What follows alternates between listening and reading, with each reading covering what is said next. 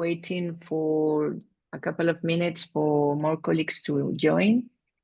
We have interpretation channel for French, so please feel free to use it.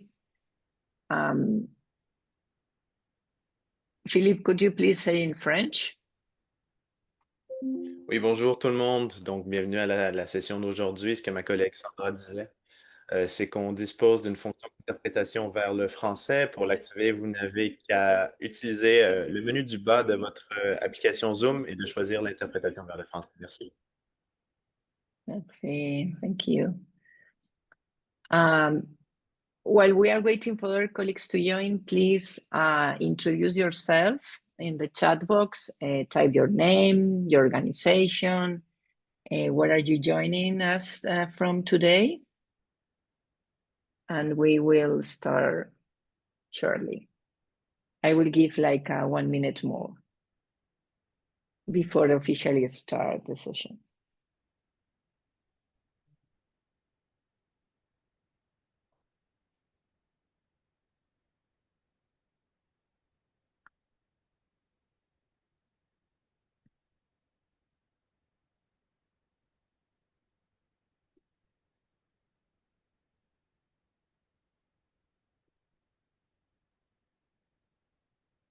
Okay, there are more people joining. It's nice to see that many people are joining today.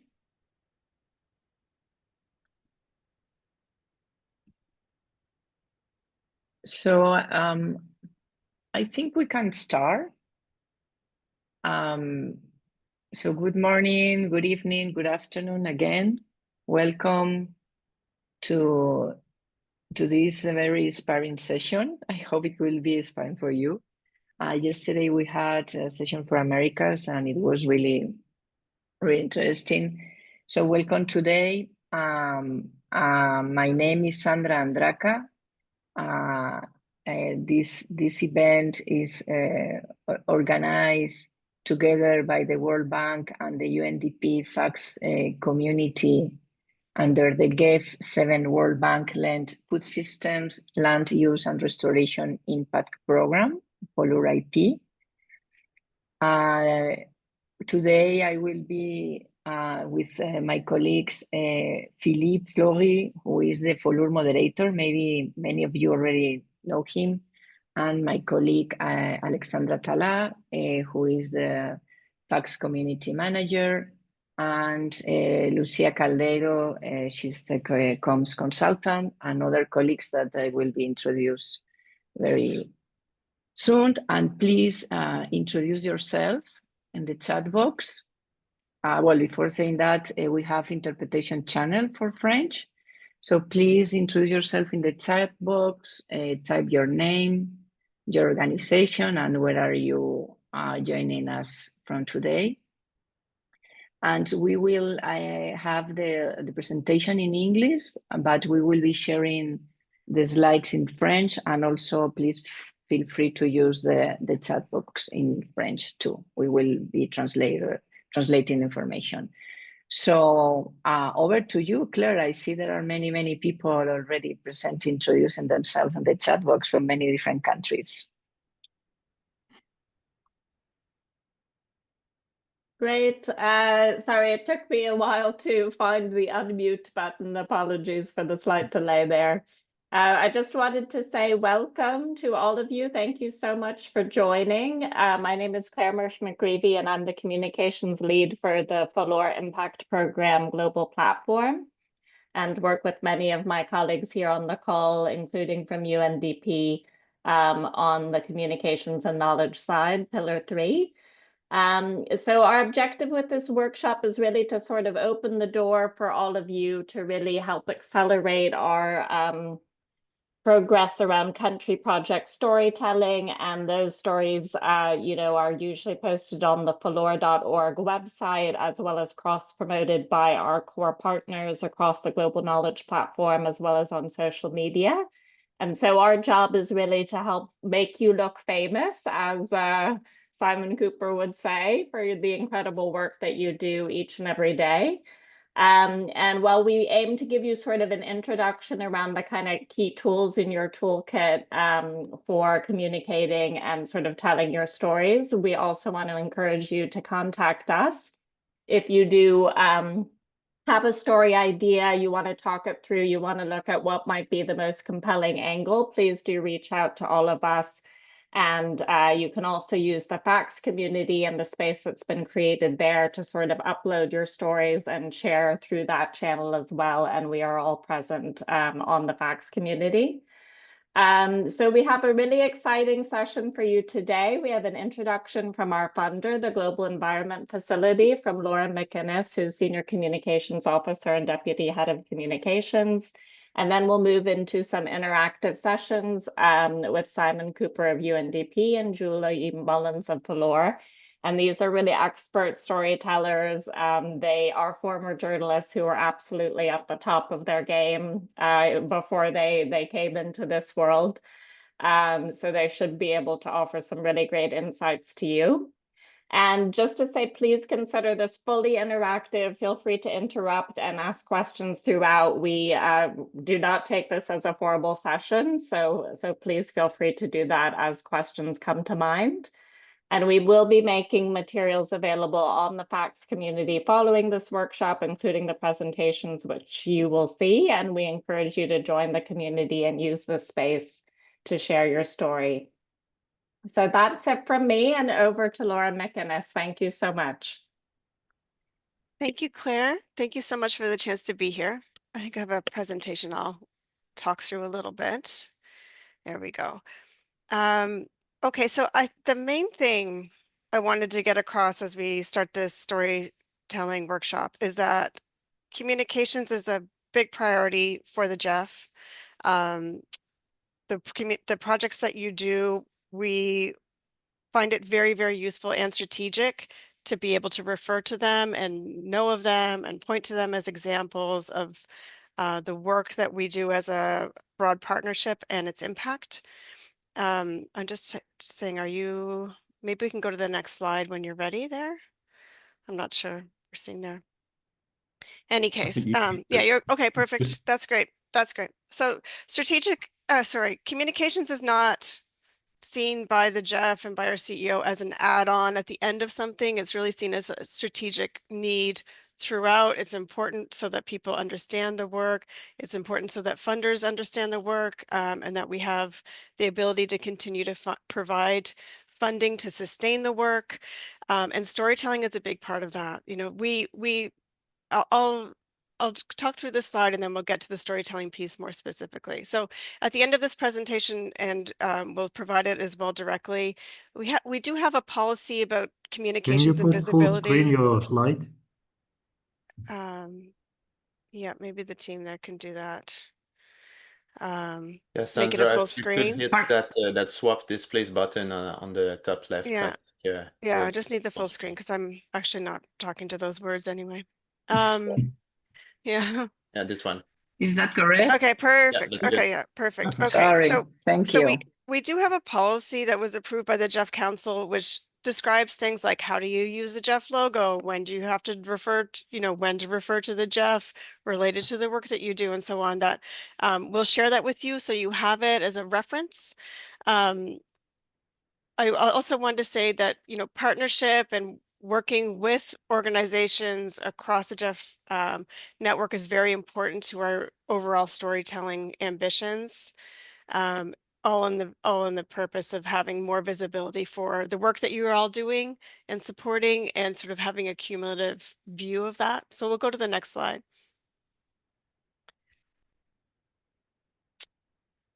I think I can actually go to the next slide too, because I'll share that policy with you and partnership. Let's keep going.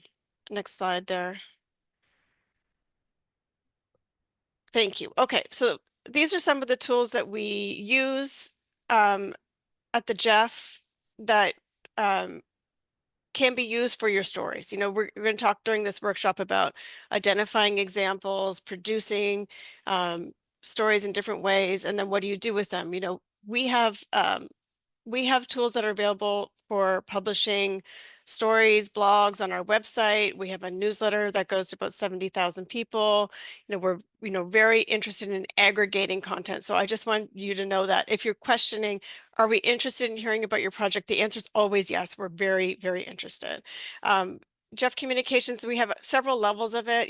We might be familiar with sort of conference level, COP, event coverage, when our CEO travels, as he's traveling today, we'll have coverage of that. But it's really the examples of the work and the people doing the work and the reasons for the work that is the core of what we're trying to elevate. And so I'm just thrilled that you guys are going to focus on that today, and happy to support that in any way. You can pass it the next one. Okay, so you'll receive this anyway, but if you scan this code, we have a very simple one pager about what is the Jeff and how does it work, because it is a little complicated maybe for some people, but this document is meant to show kind of a big picture level of how the trust fund works and what its reach is. And we have a primer for communicators. That might be a reference for you all or for your colleagues about who to turn to if you have a story idea, if you have a interest in the newsletter, so on. It gives the context and all that stuff, and the policy that I referred to. And so, I mean, overall, I would say, we're very keenly interested in your projects. We want to hear about the people doing the projects, and we're very happy to work with you to make sure that we can amplify and increase the audience size for the work that you're doing. So thank you so much. Happy to answer any questions you may have.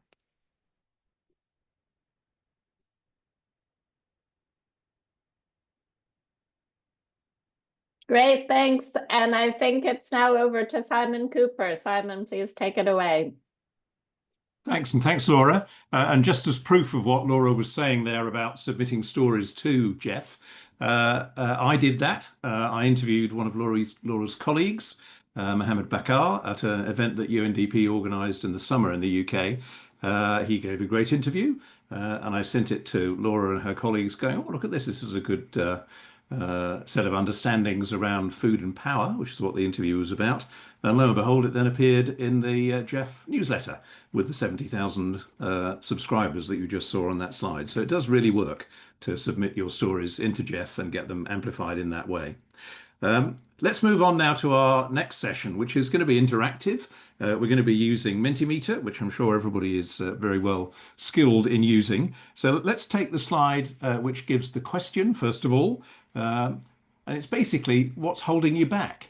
How can you get more stories out there? And I think the positive way of thinking about that is to reflect on what's the best story you've ever produced. Or if you're not actually a person working directly in communications, but you're working with colleagues who do, what's the story that you wish you had produced? So the best story you've ever produced, journalists can always come up with something like that if they've been working in communications, or what's the best story you wish you had produced? Let's go to Menti. You'll see the QR code on the screen and just scan that and start submitting. We're using the text message format where you come up with little panels in brief, 140 or 280 character forms. So imagine you're on X or on WhatsApp trying to get the messages through, or on LinkedIn. So just brief messages talking about the type of stories that you've really been proud to produce, and also the stories that you wish you had produced. And I've got a few of those in the back of my head as well.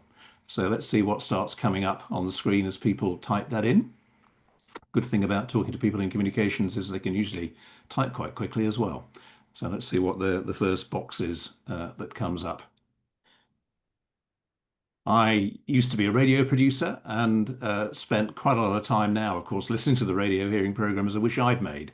And there was a terrific one on systems theory where Kate Raworth, who does the Donut Economics that you may or may not have read, was wishing that she'd discovered Donella Meadows, who's one of the big systems thinkers from the 1960s, and actually wrote the Limits to Growth document that the Club of Rome produced. So challenges in palm oil and the key principles for addressing them. Story about declining caribou herds in the Canadian province of Newfoundland. Story about jaguar corridors in Costa Rica with a Labrador retriever tracking dog. So that one is about people. It's one of the things that Laura mentioned. You know, having human beings in your story is a really important aspect of getting through to people, because there are human beings reading these. And caribou herds in the Canadian province of Newfoundland, again, animals, a very strong pull into the story for the audience. Story about key achievements in previous projects on mangrove conservation in Liberia. Online platforms for gamifying environmental project management, and the projects on that platform. How they improve livelihoods and standards of living of a farmer. So coming back to the point I was halfway through making, human beings are at the heart of all that we do. They're the people we're trying to benefit, as well as nature and the environment. So you've got a combination of those two. And I always think about this when I'm selecting photographs or looking for locations to do video shoots in. Got to be humans involved, got to be landscape and nature involved, and ideally, whatever the lever is that we're talking about. So if we're talking about food systems as a way of coming to better livelihoods, then you want some human beings doing something with agriculture, or if it's fisheries, obviously people out in a boat, all of those sorts of things that link those three aspects of the story together: the landscape, the humans, and what they're actually doing and what they're doing differently in order to make things better.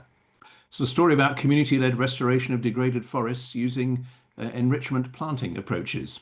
Of course, a proportion of the people who are reading our stories are in the situations that we're writing about. So to a certain extent, you've got a bit of a sort of university of the air or university of the internet happening here, because the people who are reading are going to be trying to implement some of the ideas that you have there.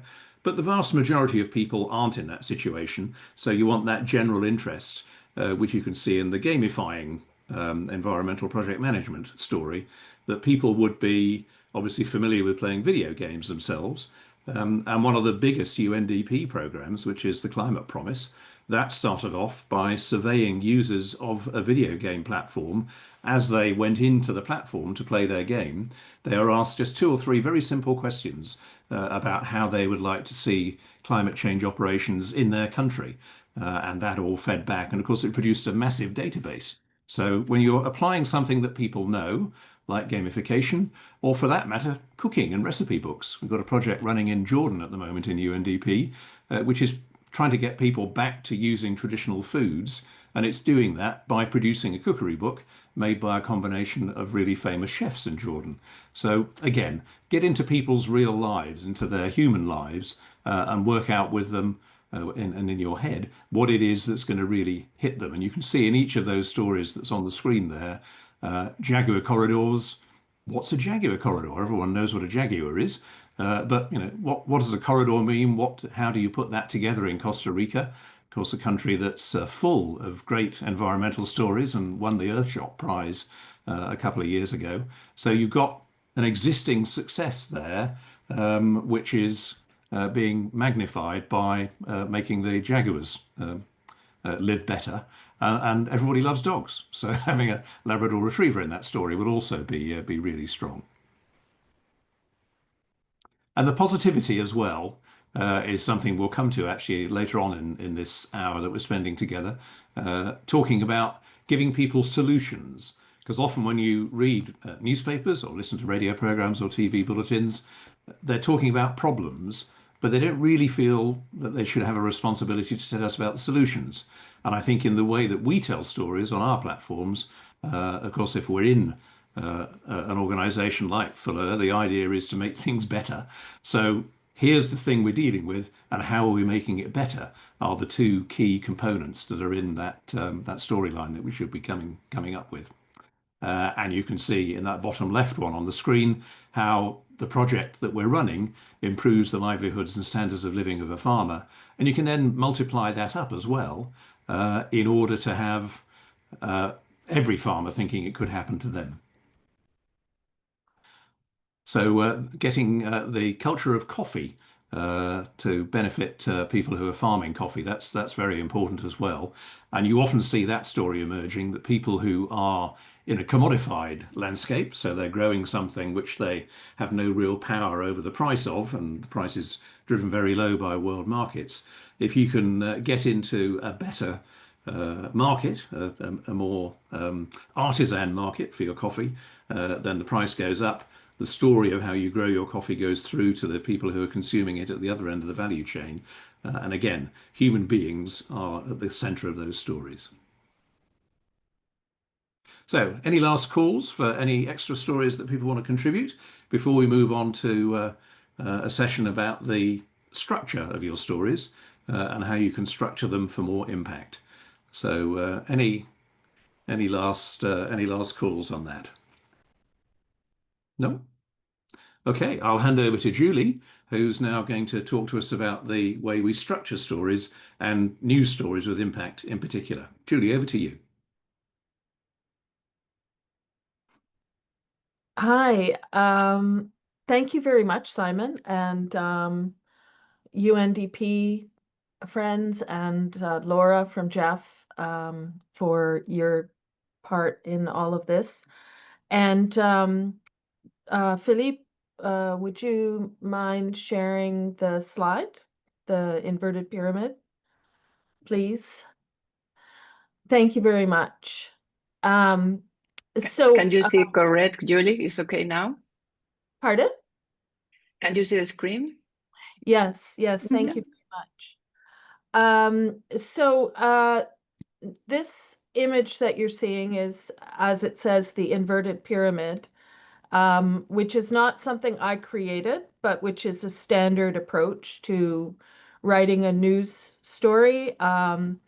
Newspapers and newswire services use this, the formulaic hard news stories, to distill the most important part of a piece of information they're trying to share.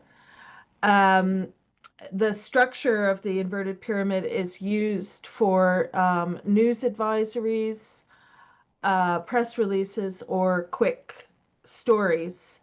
And so, I mean, the key aspect of this for our purposes is that instead of holding the big finding of a given project achievement, study, or report until the end, we put it right up front. So it should start, a news story should start with the information that will have the biggest impact. This might be measured by what will affect the most people. And this formula here is what is considered the inverted pyramid, which, as I said, is the sort of standard formulaic approach to a story. So the most important facts are at the beginning, otherwise known as the top of the story. They answer the who, what, where, when, why, sometimes known as the W5, and how. Supporting information follows.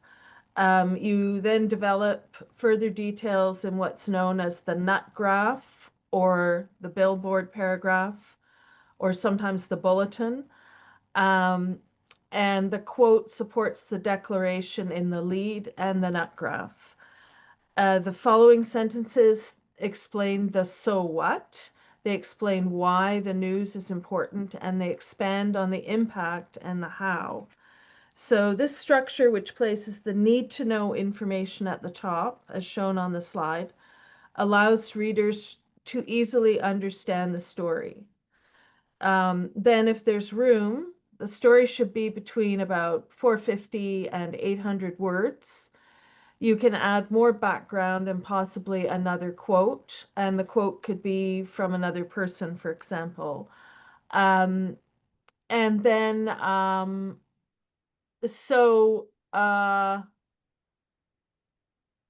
yeah, so as more information is added, the story typically continues to just, there's no conclusion basically, because you've already given the conclusion at the top of the story, so the bottom can lead as a, sort of inspiring kind of what's next thought, or what impact you think this could have on other projects or something like that. So it's a quick method of getting the story told and helps the reader to absorb it quickly. But sometimes a topic might be more suited to a feature a Q&A or a profile treatment. And the concept of the inverted pyramid can still be the basis for this, but you can sort of begin the story with maybe a human interest element. So, you know, a story about a farmer who had no cocoa and now has more cocoa, or, you know, I mean, that's simplistic, but, you know, use a couple of sentences to describe a picture or a scene of this farmer and what life was like before and what life is like now, that type of thing. And then a Q&A is obviously question and answer, and a profile might be where you are working with someone who has done some amazing things and it's worth just focusing on that person. In general, when you're writing, just always look for ways to help a reader. Imagine you're explaining the story to a friend or relative who doesn't know anything about your work. Don't assume a reader or colleague understands what you're writing about, and it's important to eliminate jargon, including unexplained acronyms. And for your stories, Laura mentioned the Jeff platform, but we also have the FAX platform and our FOLUR.org news and knowledge channels, which are where we can publish stories. So thank you very much, and back over to you, Simon. Thanks, Julie. Remember that point of getting your big part of the story in first. It's very easy to think that I'll just unfold the story and the conclusion will come at the end, and that's the denouement, that's the fireworks that go off at the end. But actually, in the modern world that we communicate in, attention spans aren't like that anymore. And so if you get your words in first, get your most important and impactful words in first, then the story will get over, even if they don't read the rest of it. And you have no control really over whether they read the rest of it. I'll push back at Claire, who described Julie and I as former journalists in the intro. I don't think you ever are. You never stop being a journalist. You're never a former journalist. You're always looking at stories and thinking, oh, that's interesting, and being generally curious. And so one of those examples, an example of what Julie was talking about, is this book, which doesn't really come out very well on the camera, but it's called Nomad Century, and it's by a writer called Gaia Vince. And as I say, in that nobody ever stops being a journalist point, I was reading through it. It's about migration, and it's talking about how migration is a positive thing for the world. And she puts the inverted pyramid right up front. So I'll read you the first few lines from the introduction, and then count as I go how many words this is, and then we'll talk about the relevance of that. A great upheaval is coming. It will change us and our planet. In the global south, extreme climate change will push vast numbers of people from their homes, with large regions becoming uninhabitable. In the planet's more comfortable north, economies will struggle to survive demographic changes, with massive workforce shortages and an impoverished elderly population. Now that's, if you like, the result of what's going to happen over the next few years. So perhaps some people's logic would put that at the end of the story, at the end of the chapter, but she's put it right up first. And if you were counting as you went through, I can tell you there were 54 words in that first paragraph that I just read out.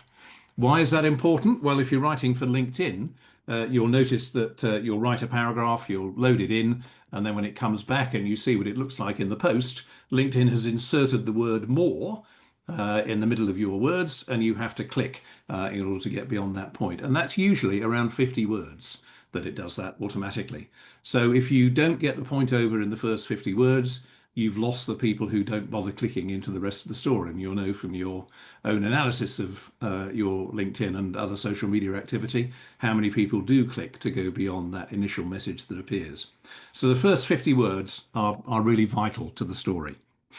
So what we're going to do in this session is we're going to take one of the stories that popped up on the screen in that first session with Menti, and if we could have our colleague Excel Ogisi join us from Nigeria. Excel, I think you're there. We can spotlight you and bring you forward. I'm going to have a chat with Excel. There you are. Great. Yes, welcome. Thank you for putting yourself forward. Thank you, Simon. Yeah. We have the story here, and I think we can probably put it in the chat, the link, because again, it's not coming out very well on the cameras. But it's called Nigeria's Finance Sector Takes Steps Towards Deforestation-Free Initiatives. It's on the FOLUR.org website. There it is. Julie's just posted it in the chat. So tell us a little bit about where this story came from. Where did the idea emerge from, Excel, to do the story? Hello, Simon. I think my network broke for a few seconds. So could you recap the last words you said? Just asking you where the idea for the story came from in the first place. Okay, thank you very much. Good day, everyone. So the story was born out of a virtual workshop that was organized by the FOLUR Nigeria project in collaboration with UNRED, a colleague called Naoko Takahashi. She's the focal person from UNRED. So the workshop was basically about creating a roadmap for developing a deforestation-free finance policy for banking sectors in Nigeria. So the workshop was a two-day virtual workshop organized where we had key representatives, including the development finance head from the Central Bank of Nigeria, the MD of Nigeria's Bank of Agriculture, a few other commercial banks, and banks within the agri and environmental sector. So my experience with getting the story on FOLUR Global website, I think it was quite exciting for me and for us as a team because it was really seamless. I think the only challenge was the fact that the first email landed on the desks of personnel who were on leave. So the automated email redirected me to the focal persons. Eventually, I had to reach out to Julie, and Julie picked up the story, and she was really helpful with formatting it like she has structured, mentioned earlier, the inverted pyramid structure. The story I sent out was kind of bogus, and she suggested that we should make it a series instead of a one-off story because we intend to have a follow-up workshop by the first quarter of 2026. We are going to have an in-person workshop to further deliberate on that. So reaching out to the FOLUR focal points was really easy for us, and they responded very quickly. And also, Julie helped out with formatting the story, which I reviewed with the co-author, Naoko from UNRED. And the next email I got was, boom, your story is live. And it was a very exciting moment to eventually see that story on the FOLUR Global website. So that's my experience in a summary. Thank you. Great, thank you. If I read the first line, amongst mounting global climate concerns, Nigeria's finance sector is making strides towards offering deforestation-free financing options in agricultural investment portfolios. The goal is to mitigate risks of commodity-driven deforestation to ensure financing doesn't support activities linked to deforestation and land conversion for agricultural purposes.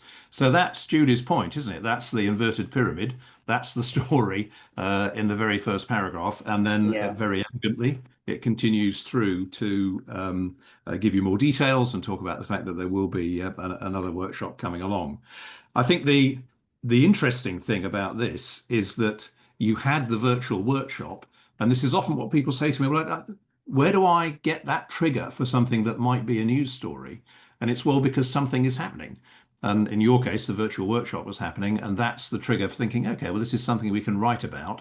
And the other benefit is that the people who came to the virtual workshop will get the benefit, obviously, of hearing the full content, but also the people who read this will also get the benefit of a digested, a concise version of the content. So that thought of how can we repurpose finance to take it away from deforestation, that will appeal to all the people who read this, as well as all the people who are physically there in the online workshop. If you were to talk to somebody else who was coming up with a story like you came up with it, what advice would you give them, Excel? Okay, I would simply say, regardless of how you think your story might fit out or sit well with the FOLUR focal points, you should just give it a shot and see if it's going to fly with them. But I think every story is worth being shared with the global audience or with the wider audience.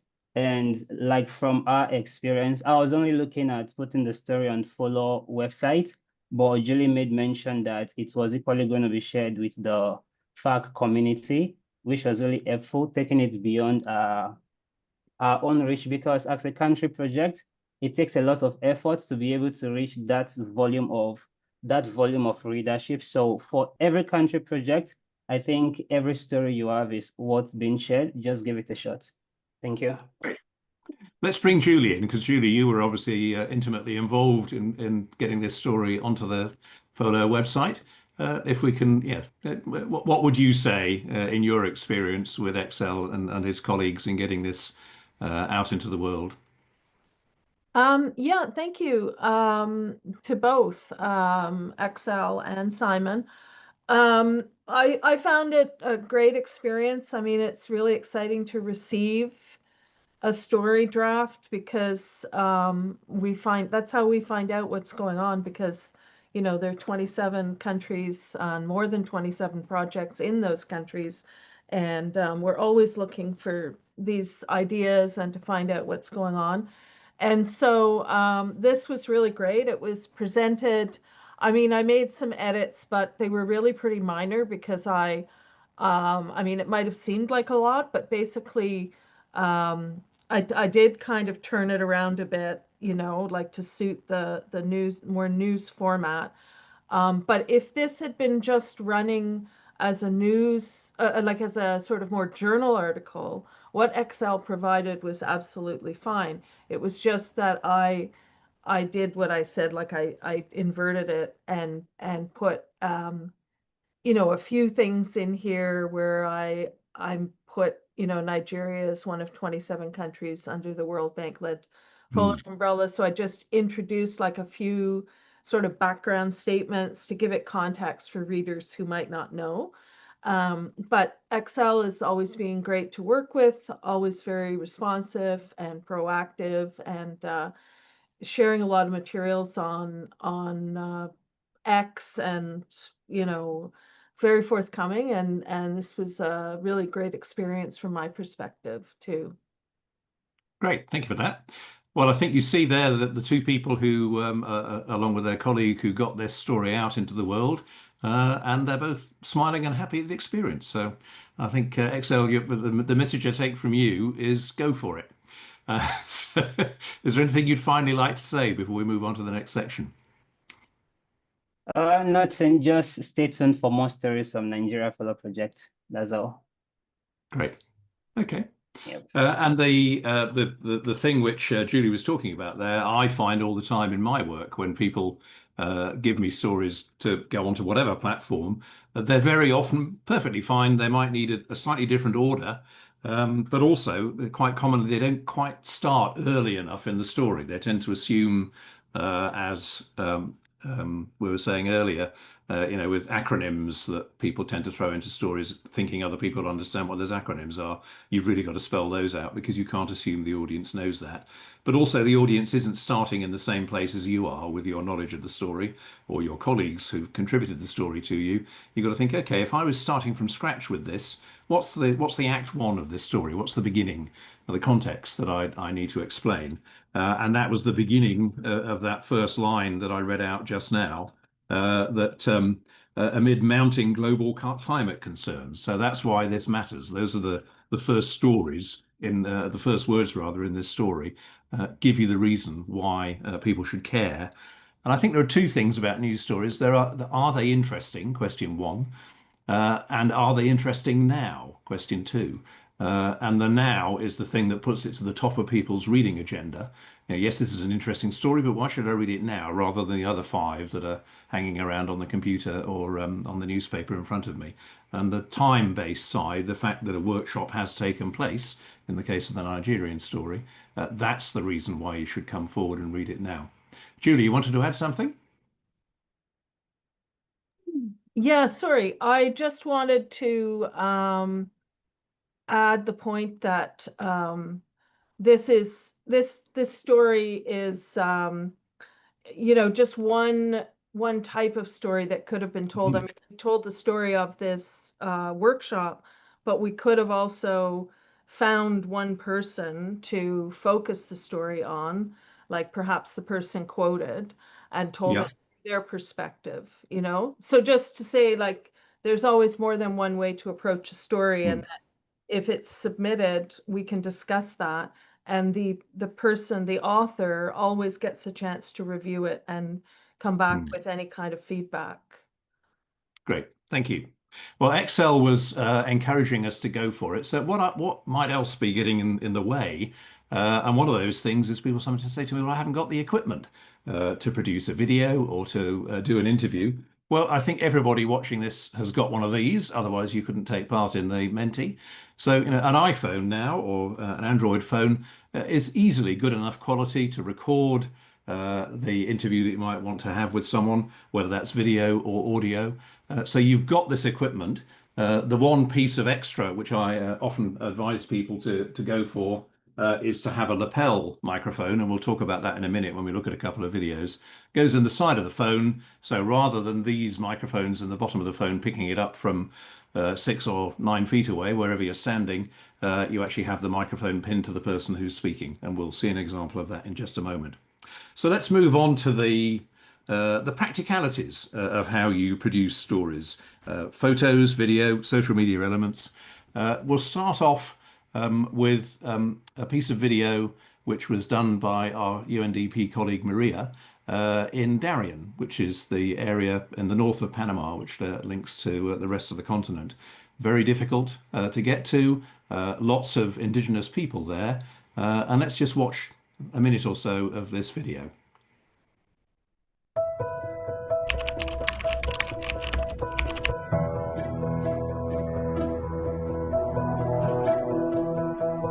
Mi nombre es Gerardo Grajales, vivo aquí en la comunidad de La Marea, tengo 60 años de ser agricultor.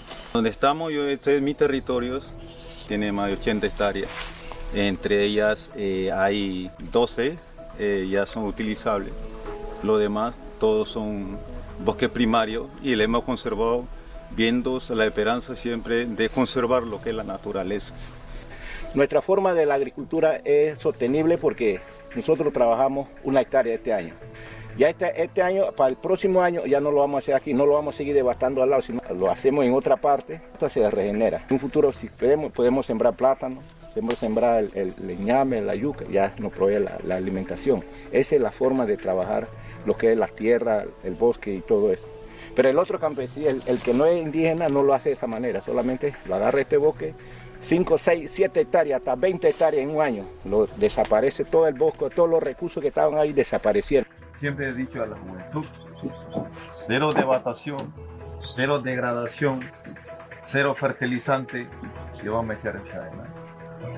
Hay que tener armonía y respeto a la tierra, al bosque, a la naturaleza. Y esa es la lucha que siempre nos hemos encontrado. El vivero forestal es de la comunidad y aquí, como ven, tenemos café robusta mejorado, tenemos almendro de montaña que nos sirve para la guacamaya. En todo nuestro territorio vamos a sembrar este año aproximadamente 10 hectáreas más, intercalado café con árboles nativos de aquí. Antes no sabía ya de tanta protección de la guacamaya, el aguilarpía, de muchos, etcétera. Ya está llegando la guacamaya aquí mismo dentro de la comunidad y pensamos que al futuro nuestros niños van a ver todo eso aquí y eso para mí siento que va a ser beneficio para ellos, económico y social para la comunidad. La juventud. Okay, I think that's a really good example of what Julie was talking about. Actually, all of the key information was there at the beginning. The tension between the farmers who are farming sustainably and the other farmers who come in and maybe don't go that way, and then the answers being presented later on in the story, still only a minute or a minute and a half in, where you're seeing the tree nursery and the other aspects of what's being done to solve the problem. Now, that wasn't shot by a film crew with a big professional camera on their shoulder. It was shot on an ordinary digital SLR, which many of us have for use around the house and taking pictures of our family. You can even do it with the iPhone, because actually the thing about iPhones is they have fantastic image stabilization. So if you're walking around taking live shots and you do it with one of these, it actually will probably come up better with the iPhone, because the iPhone's better at taking the wobble out of your hand as you work there. Now, sometimes people say to me, again, thinking about the blockages we can remove to get more stories onto the air, is that they can't find people to interview. The people they're wanting to talk to are shy. They don't want to say anything. Well, if you've got the drive to tell the story, you can tell the story yourself. And increasingly now on social media, we're seeing the prevalence of what are called shorts. So just the reels in some social media, they call it. So just a minute from somebody talking straight into their camera. And let's see how that was done professionally at the UN Food Systems Summit. Hello, I'm Thomas Legrand from UNDP and the Conscious Food Systems Alliance, here in Addis Ababa for the UN Food Systems Summit +4 StockTech. Bhutan's Minister of Agriculture and Livestock announced that his country will be hosting the first global Conscious Food System Summit in 2026. This will be a unique opportunity to position our agenda in the global conversation on food system. We think it's much needed to support real and deep food systems transformation. In this event, I've particularly enjoyed hearing the perspectives of indigenous people and local communities, highlighting the sacredness of food and the importance of cultural values and indigenous worldviews. It has been great also to be part of an event led by the youth and highlighting the role of arts and creativity in food systems transformation. We'll be building on the StockTech results and the connection made here to prepare for a global Conscious Food Systems Summit in Bhutan in 2026.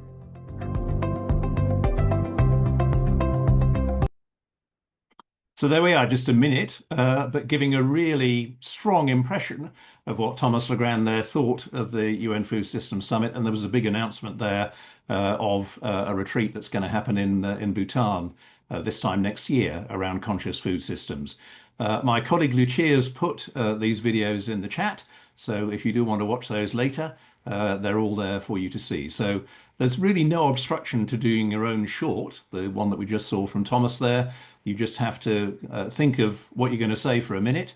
And the tip is actually the person who's holding the phone can also hold a large piece of paper on which you've written the key points that you want to talk about. It's like a very low-tech auto cue.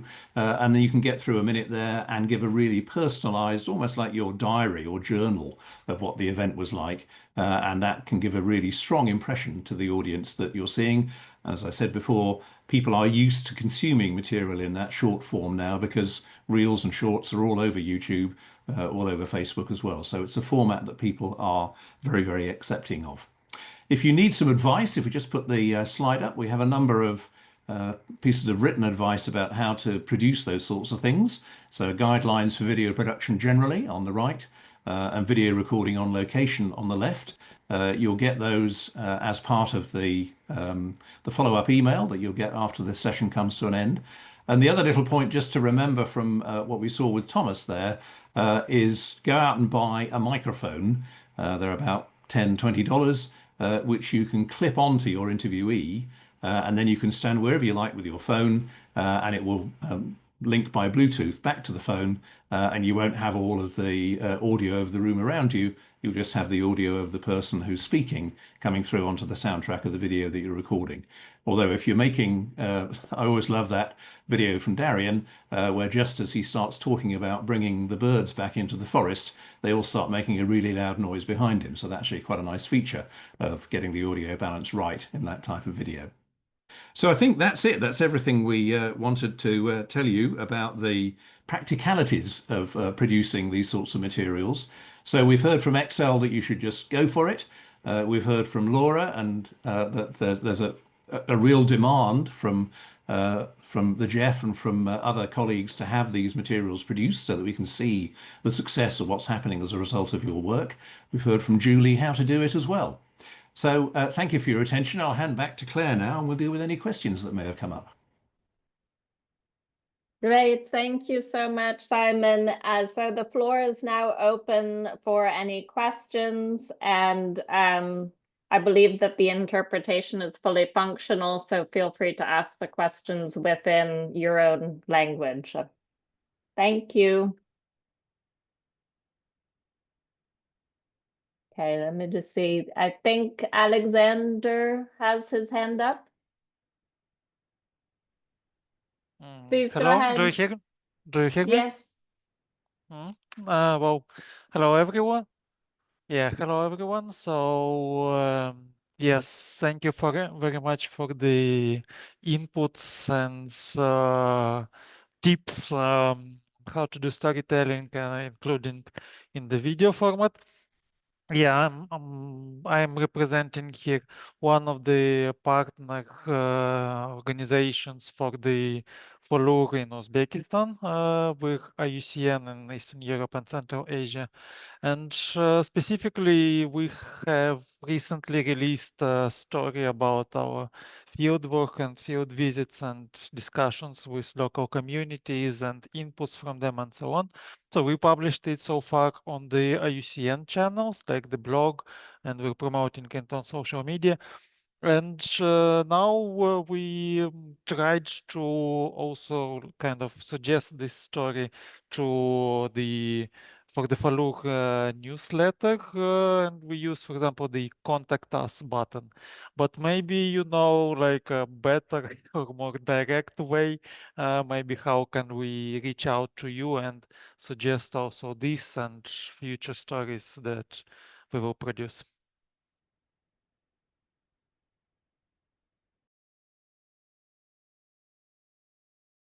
Of course. So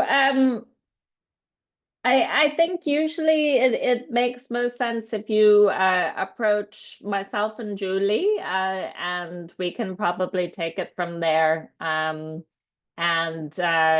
You know, I think sometimes it can be helpful for you to sort of discuss it within the country project team, the PIU team, or you know, if there's the implementing agency, just making sure that everyone is aligned within the country project itself around sort of what that story angle is or what the message is that you want to get out. That can be a helpful thing to do first, and then sort of approach us as the global knowledge platform. And you can do that via email. I'm happy to post my email address and Julie's in the chat. So yeah, and then we can also think about, for example, if it touches on some thematic area or a specific commodity, there might be a moment within the calendar that might be best to sort of position that. So for example, you know, there's like World Chocolate Day or there's Valentine's Day or something. So we might do sort of a fun story on sustainable production of chocolate around those milestones, because there's an existing conversation online, and Lucia knows all about this, but you know, we tap into an existing conversation, and it can be sort of tenuous and a little light, right? But actually it's an opportunity when everyone's buying chocolate for consumers to think about how can we buy more sustainable chocolate, and it's an opportunity then to get our message across about how we are building more sustainable value chains that are deforestation free. So that's just one example. It may not be applicable, you know, to every situation, but that's also something you can think about. And I'll just let Simon and Julie as our experts come in case they have any further thoughts. Thanks. Julie, any thoughts? Well, just to say, sorry that email address didn't work. We also have a story from Uzbekistan, from Aziz, who wrote a piece about, or you know, gave us a piece about greenhouses, a greenhouse initiative. And so I was actually waiting to hear back from him on a couple of points, but we're hoping to publish that too. So, and the other point to make is that it's really great if you have these stories, because we can also use these in the annual report, excerpt from them for the annual report. Thank you. But please get in touch. Yeah. Yeah, and the International Days point is fantastic, because there's an International Day going on virtually every day. And there's a calendar on the UN website that you can have a look at. And it's actually quite easy, given the breadth of the commodities that we deal with in FOLUR, and indeed the livelihoods of the people who we're trying to help. It's quite easy to find something that links into what we're doing that is also an international day, whether that's Indigenous people or women or whatever it might be. There's always a good peg to hang a story on.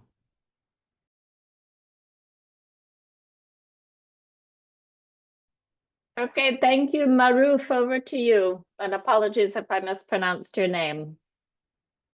Hello. Thank you.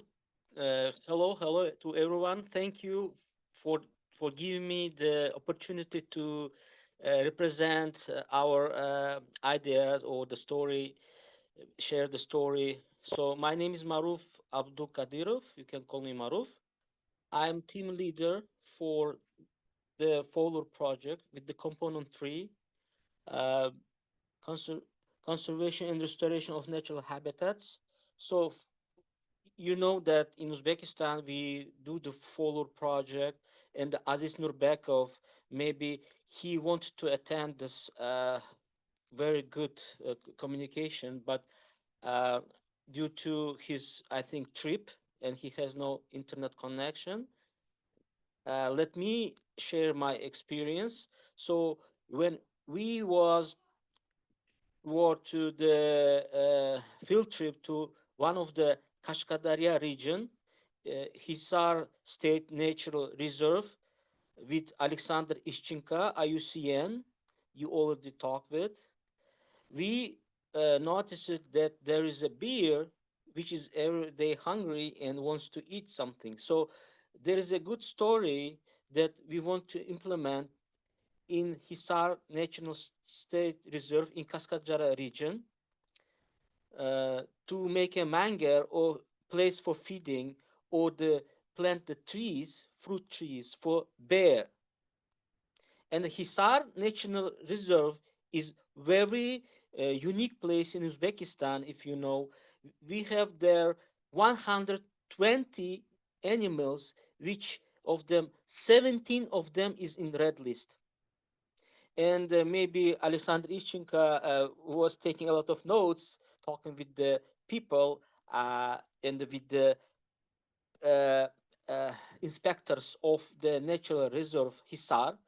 We have the snow leopard and other red wolf and other many red list animals. But special attention, I want to pay attention that we want to make a special feeding mangar or feeding trees, fruit trees for the bear, because Natural State Reserve has the border with the village called Gilan, and Gilan has very 2,000 years of history, and as the village grows and grows and grows and grows, the border between the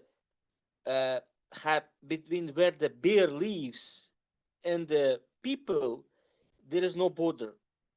So sometimes this bear comes to the village called Gilan, and sometimes they destroy the fruit trees and other home, let's say, trees with the people who lived there for 2,000 years. So there was the really good opportunity to tell that we are going to revise the opportunity to make a good mangar or the fruit trees for the beer. That's what I wanted to tell. And I think there is another our second component team leader, Shazat Nizamov, also has an idea to tell about what he wants to do. Thank you very much.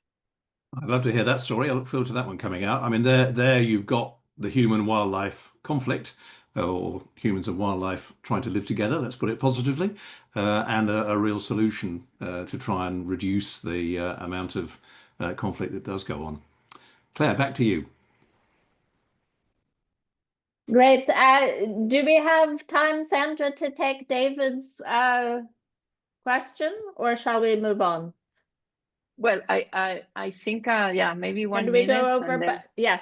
David, Yes. if you can keep it extremely brief, and we can go over just a couple of minutes past the hour, if that's okay. Thank you so much. Yeah, so Thank you very much, and I'm so happy to be here.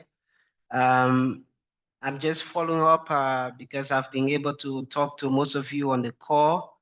That includes you, Claire, Julie, even Simon, and we were in the process of developing a story for what we've been able to do in Liberia. So I'm just following up with particularly Julie. Because I don't know, there were several things we said in our story, and from what I've heard from Simon and others, I think we can break those ones into many different stories and tell them. So, Julie, I'm just happy that I've been able to participate here. We can dissect different sections of what we've presented to you and develop several different stories for CI Liberia. Yeah. Thank you. Communications nowadays is a conversation. You don't have a sort of massive fireworks display that everyone comes to and it's all over. You've got opportunities again and again and again, particularly with LinkedIn that Lucia runs for FOLUR, to have the stories, one story continuing over 4 different versions or 4 stories or whatever it is. It's that repetition breeds reputation is what we used to say in radio, and I think that applies here as well. Well, in this case, just quickly, if I may, the story, like I wrote a story and then Claire suggested it might have more impact if it was changed into a Q&A. So we changed it to a Q&A and then we sent it back to David and his colleague, Laureen, and then we just received it back today. I haven't had a chance to actually read it yet, but I saw your email, David. And it's true that in each one of the sections, each question answered, there is a huge amount of potential for other stories.